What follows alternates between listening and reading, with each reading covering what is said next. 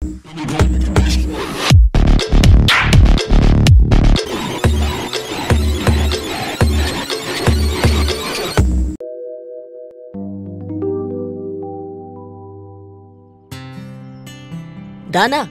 не қарап тұрсың?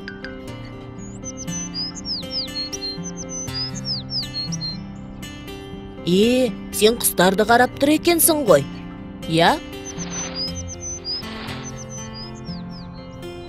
Тыныш, ақырын сөйлеңізші, құстарды үркітіп жібердіңіз ғой. Кешір, Дана, байқамай қалыппын. Енді қанша қалды? Оны білу үшін азайту амалын қарастырайық. Алдында 5 құс болды, бірақ екеуі ұшып кетті. Демек, 5 азайту 2 тең болады 3 деп жазамыз. Мынау азайту белгісі. Ол бір саннан басқа санды азайтқанда қолданылады. Азайту амалын жоғарыдан төмен қарай көрсетіп жазуға да болады. Басқа құстар ұшып кетті ме? Жоқ. Ендеше 3 азайту 0 деп жазамыз. Саннан 0-ді азайтқанда сол санның өзі шығады. Яғни 3 құс қалды. 3 құстың үшеуі де ұшып кетті. 3 азайту 3 деген өрнек жазамыз.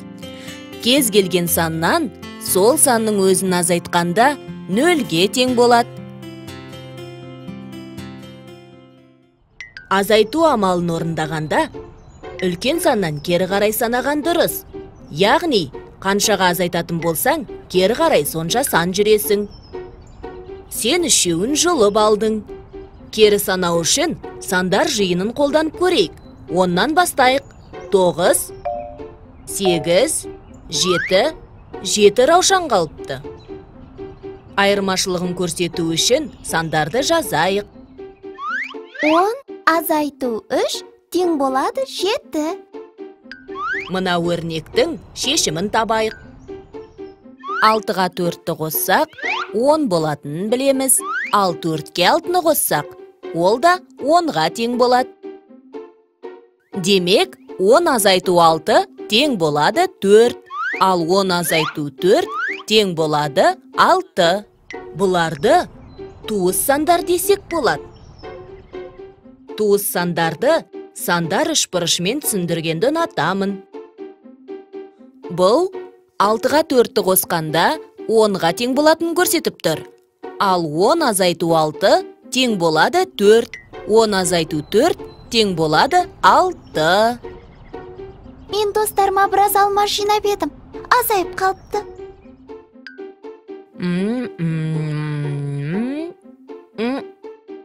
Аланаға, қанша алма жедіңіз? Қане санап көрейік. Мен 8 алма жинағанмын. Қалғаны 4-еу. Кері қарай азайтамыз. 7, 6, 5, 4. Сіз 4 алмамды жеп қойыпсыз.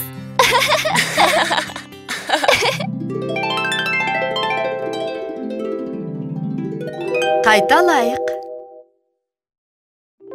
Азайту. Сандар азайғанда азайту амалын орындаймыз. Мысалы, 5 азайту 2 тең болады 3. Саннан 0-ді азайтқанда сол санның өзі шығады.